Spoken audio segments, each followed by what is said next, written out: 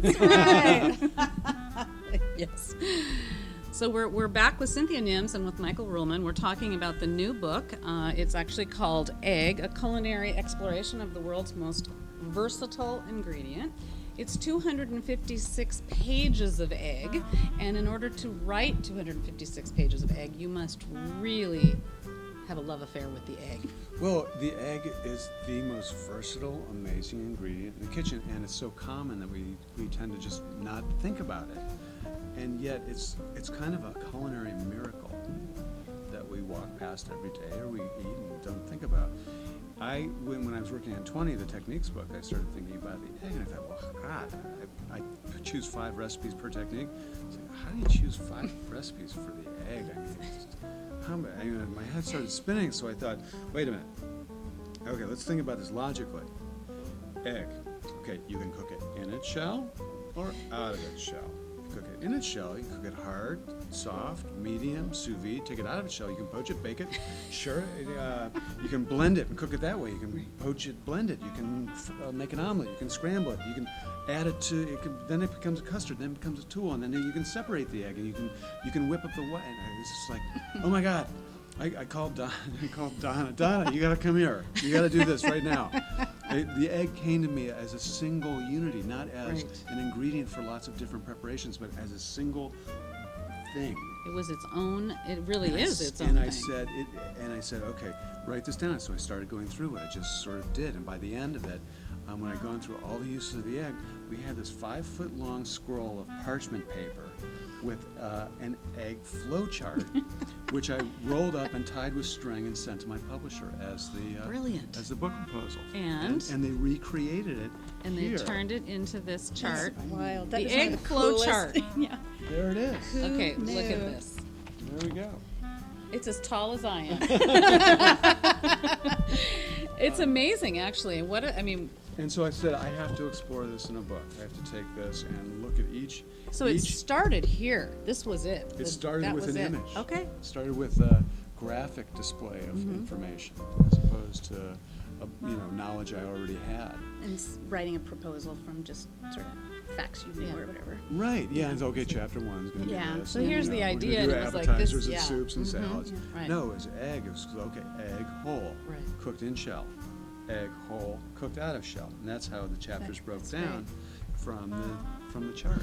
You're writing, even in going through some of these other books, you have had this reverence for the egg for a long time. I mean, it's written in your books in other ways, but it's interesting that it's come along, and then all of a sudden, 256 pages. 256 pages. It came called out, to me. right? Yeah. It called to you. So you dove really deep, obviously, into this. Again, you had written about the egg, essays and reverence for the egg in previous books. I was curious, when you dove into this and really were completely consumed by eggs, were there some surprises? Was there something that you hadn't explored with the egg yet that took you to some completely new place? Or was there, what kind of just surprises came to you still, despite having been pretty well acquainted with the egg? There was a really fun revelation in the middle of it, and it was when I got to egg cooked out of shell, separated, egg white, and whipped into a meringue. Right.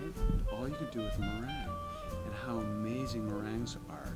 That the proteins that make up the egg are configured such that when they're whipped and they're broken down, are able to trap air bubbles, as you know, in countless number of air bubbles, and become this sort of a pillow. And you can do so many things with them. If you bake them, these air bubbles expand and give you a souffle. Or if you mix a meringue with flour and sugar and bake it, you'll have an angel food cake. You can mix it with sugar and poach the meringue, and you have floating island, a classic French dessert. It's what leavens a cake. You can make a nougat if you add lots of sugar.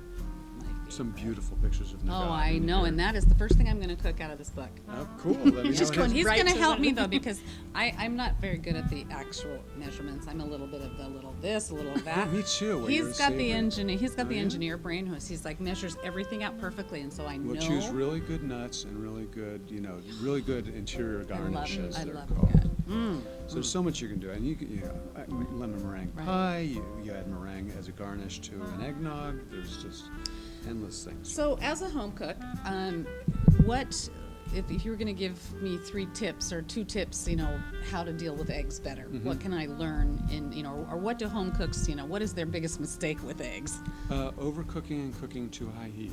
Okay. Eggs like gentle heat. Okay. Hard cooked eggs, as you can see, when they're cooked in really heavily boiling water Right. for a long time, they become really hard and rubbery. Well, if you cook them very gently in gentle heat, they're delicate and soft. So what I would recommend is somebody to perfect scrambled eggs. I think scrambled eggs are simple. Well, perfect scrambled eggs take some care and thoughtfulness. You want the curds to form and be tender, but you don't want so much of the egg to be cooked that the fluid egg. Well, the fluid egg needs to sort of sauce the curds. So you're creating curds and sauce in one dish. A couple elements together then. Yeah. Scrambled eggs never sounded so good. Add some herbs or a little goat cheese or something like that, Right. and it's beautiful. And if you just taste it and think about it, and you say to yourself, if you have perfect scrambled eggs, you say, wow, this is really special. Right. And yet they're so inexpensive. They're so common. So that's basically what I want. I want people to appreciate the wonder of the egg and also to cook more. Right. Any idea how many eggs you went through with this Oh, book? God, no. I'm just wondering. And do you have your own chickens? A lot. My wife will not let me have chickens. Because we wondered if it's like, what, they're just going out to those poor chickens or just Working really No, hard. I wish we did. We have some neighbors who often give us eggs, bless them. But my wife said, Michael, I know you. I'll be doing all the work. Yeah. You're not having any chickens. That is one of the nice things today, though, that we're not all relegated to just grocery store chickens. God, we Or have eggs, I so should many say. options. We have farmers Farmers markets. amazing, We have yeah. local And how about the farmers, different we have types of friends. eggs? Did you play around with duck and Um, quail and a those little kind of bit. things? All eggs behave pretty much the same way. So they're kind of interchangeable within some parameters? They're very interchangeable. I mean, you could make a quail egg omelet if you want. You just need a lot of A quail. lot. Yeah. Just a little But tiny you need cost, cost, right? It's not going to be that big a different flavor. Duck egg has a really big, rich yolk relative to the white. So we do a duck egg on duck confit hash. Oh, goodness, that sounds great. Yes, it is great. Yeah. So good. But so I don't get into playing with lots of different kinds of eggs, and I never tried cooking any snake eggs. Oh, or good for you. turtle eggs. Thank you. Yeah. I hear they're not good to cook with, but I didn't have access. So basically, exploring eggs is you get people in the kitchen and just play with Yeah, eggs of all this kinds. bottom line is if you know everything there is to do with an egg, the way the egg works, you become a better cook by a factor of 10. And So therefore between this book. 20 and the egg book? You I can am- open your own restaurant. Yeah. Oh, okay. That's good since I have many years of restaurant experience. And I can just add the kitchen to Front of it. the house, I'm, yeah. I'm set to go. There you go. Well, listen, it has just been an absolute pleasure to meet you in person and, Well. and hear your tales. I'm really looking forward to cracking open the egg book. I'm sorry, I had to do it. I had to. And trying something from your book. And you were mentioning, though, I did want to bring up, you were mentioning something on iTunes that there's an interactive.